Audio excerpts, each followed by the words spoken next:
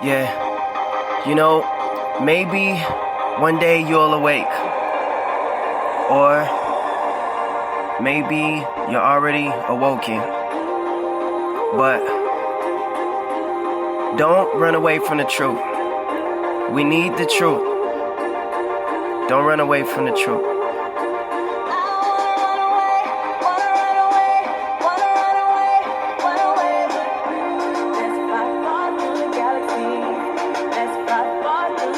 Yeah. Hang in there. Run the race all the way to the end. Run the race all the way to the end. Spending money not the only thing we need to do. Giving money to the poor is what we need to do. A lot of lies in this world, but we need the truth. I know you run away, but we need the truth. I know you wanna run away, but we need the truth. It's like we living in the cage, living in the zoo. Why you wanna run away when we need the truth? Why you wanna run away when we need the truth?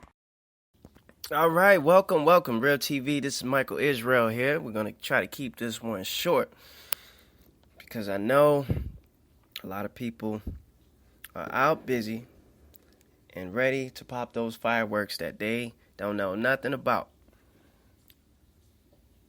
You think we're free when you know good and well we're not. In 1776, this day, 4th of July, it was said that America was free. Well, America is not free. America is owned by the Queen of Britain. America is a corporation. All right? Let me rephrase that. The United States of America is a corporation. North America is the country. Though the USA is a country, or another name for where we live, the United States of America is considered a corporation, and this corporation is owned by the Queen of England. All right.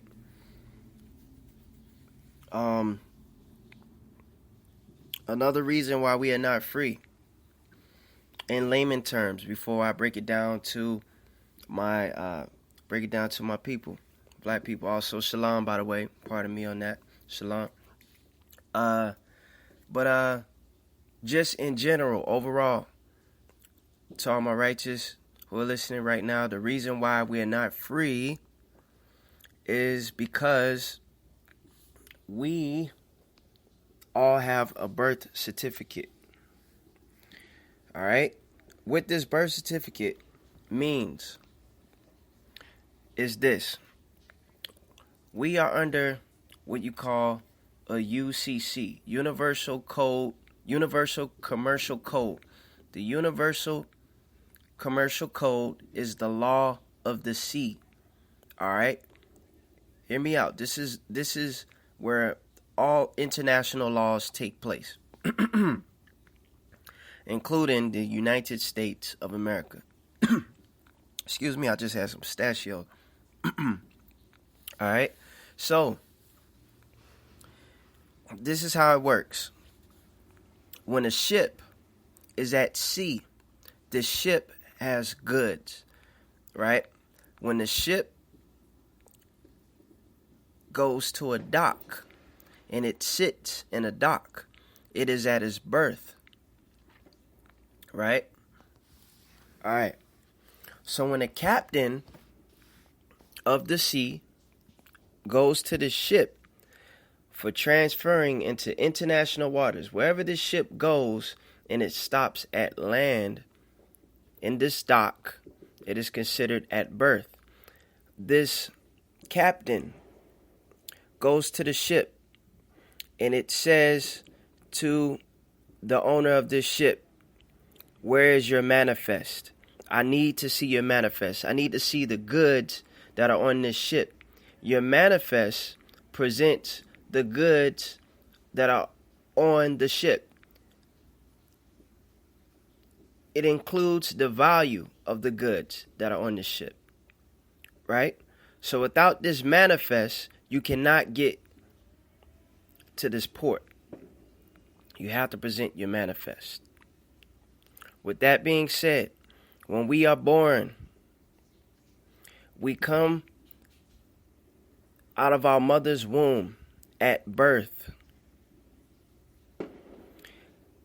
At birth, we are given a birth certificate, which is our manifest. Our manifest, which is our birth certificate, is our value. It shows our value of what we are worth, what we can be worth. This child may be a doctor. This child may be a lawyer.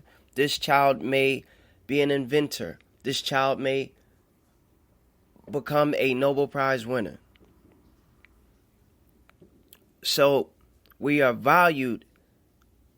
Our value at birth is billions, and our value today is billions. You can't put a price on it. We have an unlimited worth until this day, but we the people don't know that. You can't put a price on us. But what they have done is put a price on us. And on each and every birth certificate of every American quote-unquote citizen, there's a number that is on your birth certificate that is attached to the New York stock market. And your number is on the New York stock market as an exchange of value. All right? The United States of America is over $41 trillion in debt, if not more, or $21 trillion in debt, which can never be paid off. So let's say if China said that they want their money back, or if Russia, or if some foreign country said that, okay, you know what, we don't want to do the 50-year deal, payment deal. We don't want to do the 30-year payment plan. And they say, we want our money back tonight. How will we repay them? How will the United States of America repay them? The United States of America will repay that country by giving the people away.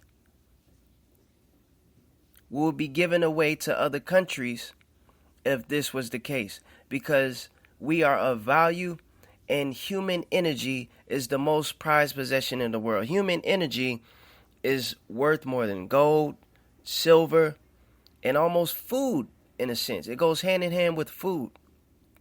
You need human energy to produce food. You need human energy to dig the mines of the world. You need human energy to teach. You need human energy for everything in this world. Of course, we're moving into a world of transhumanism, but we are not free. Okay? If you are a United States citizen, you are not free. So that's just layman's terms. All right? I'm going to try to make this show short. So it's going to be very informal. And there's a lot that I want to cover, because I'm working on a lot of other videos for y'all that's coming up soon. A lot of good stuff. All right. So,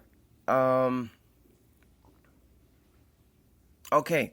So to my people, to my black people, right? To my Jews, to my Hebrew brothers and sisters, in 1776 we were still in slavery at the time. We were still in slavery. And they were, quote unquote, celebrating this 4th of July. Common sense tells you that this is not our celebration, though we are citizens of this place. Are we celebrating the freedom from being taken from the ships of Africa, brought here? I'm not saying deny the luxuries and the things that we have, but we're not free. And I'm going to deal with the spiritual bondage in a moment. Matter of fact, I'll give you a refresh now. We're still enslaved and in bondage, as I've mentioned several other times. We're still in slavery and in bondage. All right? We are not free from a lot of things. I want to talk about some of the carnal things, some of the worldly things that we're not free from. Did you know that Black America last year purchased $2 billion in Jordans? Black America purchased $4 billion in liquor and alcohol in 2016. And we also purchased $600 million in fast food. It says a lot. We also bought twice as much Mercedes-Benz than white America, but the white American has twice as much money as the black American. But why do we buy these things? We buy it as a status symbol. We buy it as a status symbol. Well, how do we get back to our senses? We get back to our senses by re-engineering our mind. We have to re-engineer our mind to understand that we are not free. You know, there's so many examples. All right. All right, let me, I want to cover a lot of stuff. All right, so mortgage, right? So if let's say that a black person wanted to buy a house. Now I want to tell you something that a white guy said. This is something that a white guy said. He said that a lot of black people are not getting houses because of their credit. For most cases, that's not the case. It's not because they have bad credit. It's because of this. He said what disqualifies a lot of black people is because if they go to a bank and they ask for money for a loan to get a mortgage, they say that the guy said that if he sees on a guy credit history if he knows that a guy has a car, if he has like a Mercedes-Benz, for example, and if he has some type of crisis down the line where it's boiled down to pay his mortgage or to pay his car note, he said that a lot of people will pay their car note and not pay their mortgage. With that being said, it's the priorities that we have mixed up. A lot of black people have their priorities mixed up. I know good and well a lot of people would keep their car going just so they could stay fly in their car because no one knows where they live. You know, they rather have a nice car to go to work, but no one knows where they live. So they'll pay that car first. Some people will pay their car to the point where they don't even care if they lose their place. They'll just sleep in their car. And I've known people who've done it. All right. So we're not free, America. This is Real TV. I know you hear the fireworks in the back. I live in an urban area, but moving on. We're not a free America, and we think that Trump is here to do a duty in making that so. A rich man as president, but poor white America put Trump as president. And the thing about it is that we can expect the same from Donald Trump as like Obama was in office. The thing about Obama is that this is what happened with Obama. We gave Obama an 8-year timeout. We basically ignored our own people because we was happy with Obama being a symbol for black people. You understand what I'm saying? And here's the thing that I want to touch on. Obama wasn't in office to solve black issues. With all the killings that went on during his time frame, he only gave one speech, and that speech was about Trayvon Martin. If I had a son, it would look like Trayvon Martin. He never said stop the killings. He never said if y'all don't stop killing black people, this was going to happen. And I'm going to tell you why that didn't happen. After MLK was assassinated, the social policy, after MLK was assassinated, there was a social policy put in place that there would no longer be a support for the black agenda, if you will. Black people will never be as important as they were again because of that. So I'm gonna justify my point. When Barack Obama was in office, again, he never said anything about all those killings about the black people. He didn't do anything for black people. But black people upheld him because he was black and in the office. When Barack Obama was in office, he supported LGBT. Now that Trump is in office, there was a women's march.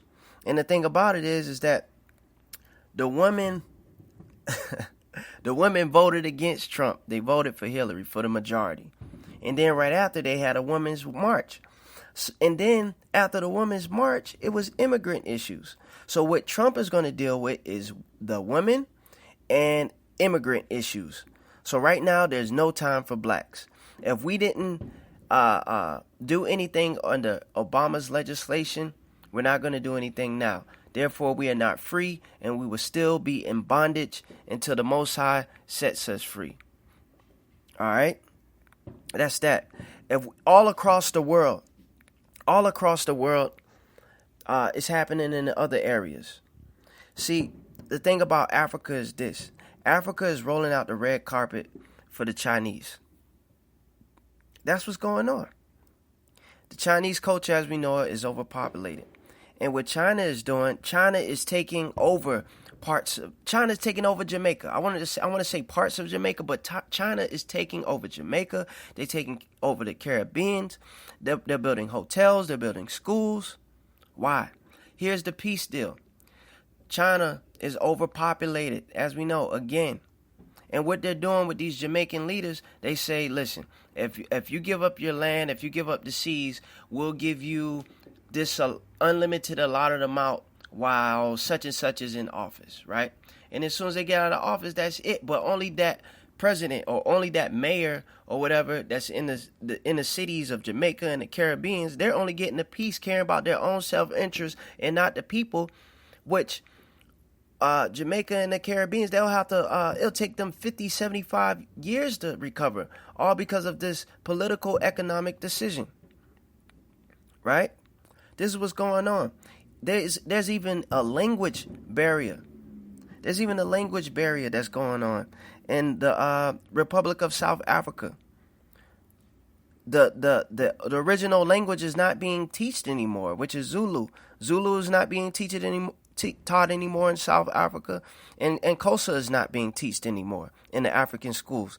When this is what they're doing. They're replacing the original language with Mandarin being taught in the local schools of the area. So we are not free. We are far away from freedom. We are so far away from freedom that they're changing history and that they have changed history to the point where even in other cultures, I gotta say, in Krishna, for an example, their deity god Krishna, which is blue now, the one with all the arms and all this stuff, and they do all this yoga stuff. Hence, this Krishna god is also at the facility of CERN in Zurich. But Krishna's, the word Krishna itself, it means the black one, but they turned it from black to this color. Also with Buddha, when you go and look at the old Buddha, see the new Buddha that we see now, this is after 100 years later from the original look. The original Buddha had locks and like dreads, and they know this in the Oriental cultures. Buddha means the black face. We're not free. We're not free. Everything, you know what I mean? If we were free, we would take our history back. We would take our... You understand what I'm saying? Here's what's going on. Everybody's free but the black people. What I mean by that is that people could come to America and build a cultural empire. The Arab could come here and build a cultural empire. The Indian could come here and build a cultural empire. The Chinese could come here and build a cultural empire. The Latino could come here and build a cultural empire. You go to other cities across the United States and you'll find a little small area called Little Italy, Little China or Chinatown or Russian town. You know what I mean? You're not going to see something called African town. There may be a little block in New York where there's a few shops that sell your shea butter and your black soap, but it's not the real deal. It's not an African town. We can't go to Las Vegas and LA and New York or Mississippi or Wyoming, Montana, and find a North, you know what I mean, an African town. This is what's missing. We're missing the 4 essentials. Forget all the soaps and shea butter and oils and all that stuff. Let's talk about the 4 essentials. This is how we can't find and have an African town. Because we're missing a bank, a school, a supermarket, and a hospital. These are the essentials. I also want to talk about why we're not free, since this was also in the news about the justification of the police officer who is now going to be in prison for shooting Philando Castile. Right? We understand that this shooting was heinous. The guy had a seatbelt on. He did everything that the law told him to do. He was getting ready to show his ID. And they shot him 7 times. They shot him 7 times. You don't need 7 bullets to stop one person. Not only did they shoot him 7 times, but his 4-year-old daughter was in the back of the car. This is the worst part. And this is why I want to bring this up. He was shot by a Latino man. What does that say about us? What does that say about us as black people? It says that the white people that did all these shootings of the black people can go free. Now the Latinos can shoot black people. What this is going to mean in the future is that not only will Latinos, but other races will also be allowed to kill black people and get away with it. Because they didn't say anything about the other shootings that happened. I mean, come on. This is what's going on. We are not free. Under the American Constitution today, what should have been read before everyone popped their little firecrackers in the city, they should have read the article in the American Constitution, which you should have in your house, especially if you popping fireworks, whether you are or not. What everyone should have read before they popped their little fireworks is that we as black are still 3/5 of a human being under the American Constitution. And when the Constitution was written, it wasn't written for us. It wasn't written for us to be free. So technically, we are unconstitutionally citizens of this United States of America. That's what's going on. And that's the truth. That's the truth. So, oh my goodness, we are the only people, we're the only people in the world who doesn't have a culture. We're the only people who doesn't have a culture. We have $1 trillion minds from all the people, if you count everybody up with a college education, bachelor's degree, master's degree, doctorates, PhD, high school graduates. If you count everybody with these $1 trillion minds, all the doctors, all the professors, all the geniuses, we have $1 trillion minds, but we don't have a culture. And we can't get together to build a culture. Why? Because in God's time, in Yah's time, in Yahweh's time, we defiled God. We went against Moloch. We're still under bondage until the 400-year mark is done. I'm not going to get into the 400 years right now. That's in another show. And I've done several shows to talk about us being in slavery and in captive. I mean, you know what I mean. In bondage. That's what we are. We're still in bondage. We're not free. We're not free. We have an identity crisis, and we have a psychological homelessness. I'm going to repeat that again. We are not free from our identity crisis and our psychological homelessness.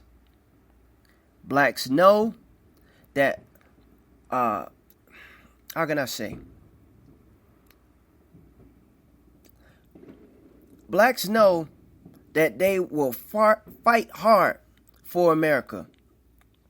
But we will not fight hard to protect the identity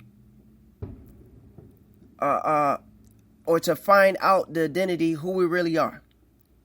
We'll fight for America. We'll fight to protect the identity that we have here in America. But we will not fight hard for the identity of who we really are. And that's African. We are Africans. Black and African is two different things. See, it's a little tough. It's a little subconsciously different to say African versus saying I'm black. And that has to do with a lot of years of what we've been through, I suppose. And just because, I'm not even going to say that part. Oh my goodness. It's just so much, y'all. It really is. It really is. The thing about it is that we can't even love our own race, black people. Why don't we love our own race as a whole? You know, there's a movie that came out not too long ago. In June 12th, marked the 50th anniversary of this case that was called Loving versus Virginia. All right. So, in this case, Loving versus Virginia, in 1968, miscegenation was considered unconstitutional. In other words, denying one to interracially marry someone else was considered okay to do. I mean, pardon me. Basically, in essence, what I'm trying to say is that being an interracial couple and getting married was okay to do. This was happening around 1968. That's when it happened. Basically, the guy was a white man named Loving, who was from Virginia, who was trying to marry a black woman. And he basically sued all the way up to the Supreme Court. Now, I'm bringing this up because basically who you marry tells one who you are. Basically, whoever you marrying, it tells who you are. It's more than love. Love is a political decision. What I mean by that is when you get married and when you marry someone, whether they black, white, Asian, Latino, Indian, Dominican Republic, whatever race they is, who you marry tells who you are. When you marry someone, you're marrying their culture. When you marry someone, you're marrying their community. You're marrying her people or his people. That's what's going on. And a lot of our people are not free from the post-traumatic slavery disorder. That's what we call it. Post-traumatic slavery disorder. A lot of our people, we've never gotten therapy for the things that we've been through as a race and the things that's going on now. Yet we're so easily pliable to date another race. You would think after all those years of everything that we've been through that we would at least by the whole, date and marry our own race. But it's so many interracial couples around the world that it seems as if the blacks don't even love their own. There's more, put like this. After this law that was passed in 1968 under the Loving versus Virginia, more black people have dated outside their race than of all the races put together as a percentage. Than of all the races. I'm not saying that to be racist. That's just fact. That's just numbers. That's the statistics. We're not free. We're not free. We're not free. We're not free. We're in the slavery mindset. We're in the Uncle Tom's mindset. You know what I mean? Now, again, like I said, I'll make this a quick show. But I want to also talk about the spiritual value of today, the spiritual significance that has to do with the constellations of the sky. Well, there's a star in the cosmos called Sirius. Well, around this time of 4th of July, Sirius meets or aligns with our star is the best way I can say it. It aligns with our star. Basically, in the constellation under Orion's belt, when you connect those three stars, it points to the star Sirius. Well, this star Sirius is 10 times bigger and brighter than our sun. It's the brightest sun, and it's the brightest star in the galaxy. It's called the Sirius star Sirius.